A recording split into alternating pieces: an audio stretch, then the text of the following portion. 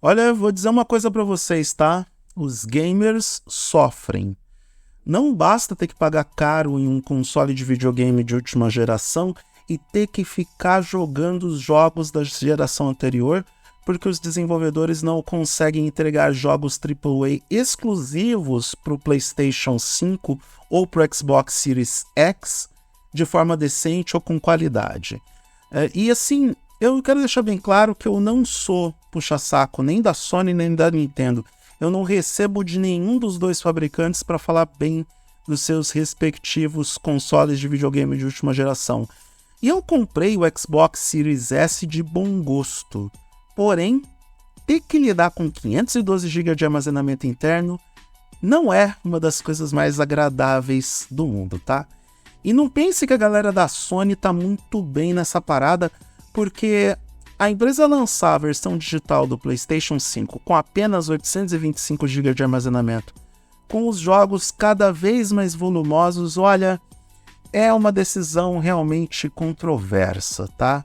E isso porque essas empresas querem acabar com os jogos físicos, tá? Eles estão doidos para lançar os jogos apenas em formato digital, só para manter o controle das vendas e manter o controle dos lucros e não querer que a gente fique pirateando os jogos.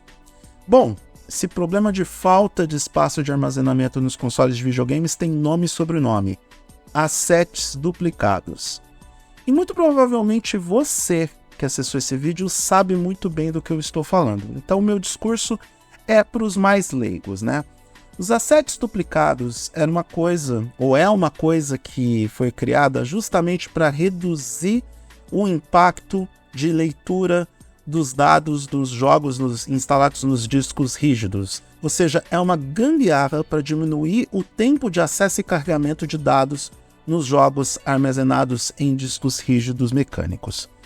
Mas, como todos vocês bem sabem, estamos na era dos SSDs nos videogames, né? Então, fica a pergunta, por que os assets ainda existem, né? Eles só existem só para entregar jogos com 100 GB de dados ou mais? Bom, ele existe porque a realidade de presente, e esse presente é maio de 2023, ou final de maio, começo de junho, enfim, eu não sei quando você vai assistir esse vídeo no futuro, mas em maio de 2023, a gente ainda tem muita gente, muitos gamers utilizando o HD de alguma forma. Seja para unidade externa para salvar jogos instalados quando você não tem espaço de armazenamento disponível nos consoles, ou seja porque a geração anterior de consoles ainda está muito viva e segue bem, obrigado, recebendo títulos assim como os consoles de nova geração.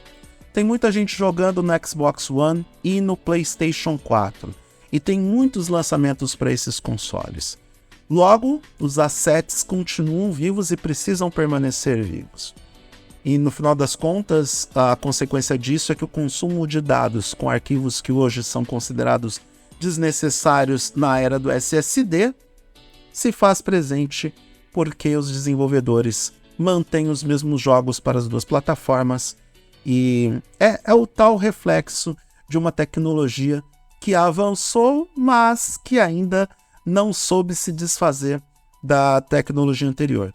A gente sabe muito bem que nas outras gerações de consoles isso não aconteceu com tanta facilidade. Houve uma transição mais marcante do PlayStation 1 para o PlayStation 2, eu vou aqui apenas citar os consoles da Sony porque esses saltos foram maiores. Aliás, foi muito maior no caso do Xbox para o Xbox 360. Do Xbox 360 para o Xbox One, o salto foi menor, mas a problemática se fazia a mesma porque os dois consoles se valiam dos assets porque utilizavam HDs mecânicos para armazenar seus jogos. Mas o salto do PlayStation 2 para o PlayStation 3 foi mais gritante, tanto na qualidade gráfica quanto na tecnologia, porque o console do PlayStation 3, eu ia falar de terceira geração, mas o PlayStation 3 é de uma geração superior, seja menos boa, Eduardo. Mas o PlayStation 3 já utilizava um HD para armazenar seus jogos, e do PlayStation 3 para o PlayStation 4, apesar dos avanços técnicos, o HD ainda estava lá. apesar de que este foi o primeiro console da Sony que já era permitido a instalação de um SSD para poder agilizar os tempos de acesso aos jogos. E assim, isso não é uma exclusividade dos usuários das gerações anteriores de consoles de videogames.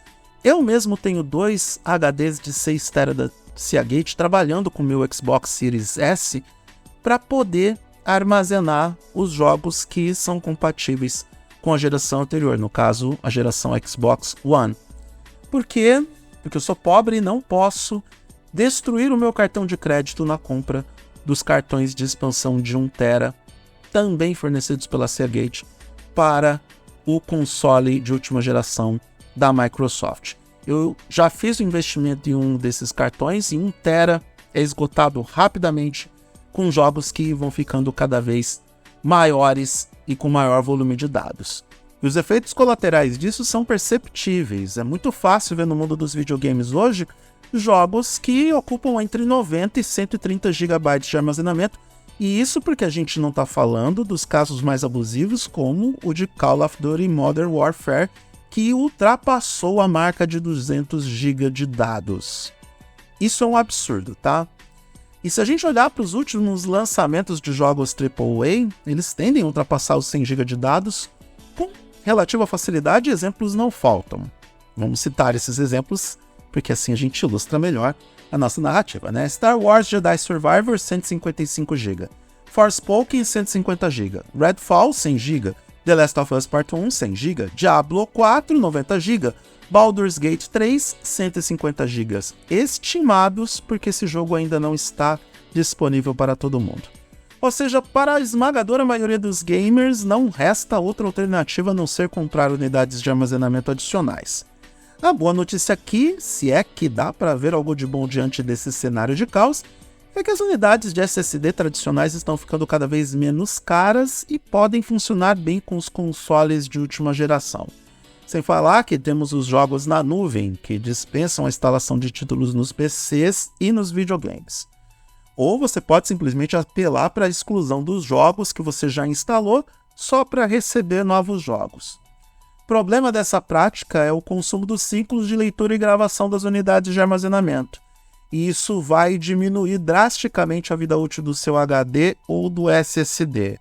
E eu tenho certeza que você não quer isso, tá? Para concluir esse vídeo de reclamação sobre tecnologia moderna, os jogos de videogames estão ficando cada vez mais complexos nos aspectos técnicos, e isso resulta em uma maior exigência no espaço de armazenamento. E todos os gamers precisam se preocupar e se preparar para os impactos desse aumento no volume de dados dos títulos que estão desembarcando no mercado nos próximos meses.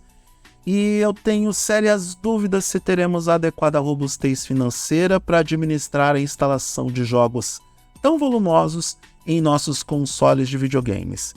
E quando eu falo de robustez financeira, eu falo sim de grana para comprar espaço de armazenamento de todas as formas disponíveis, seja em HDs ou em SSDs.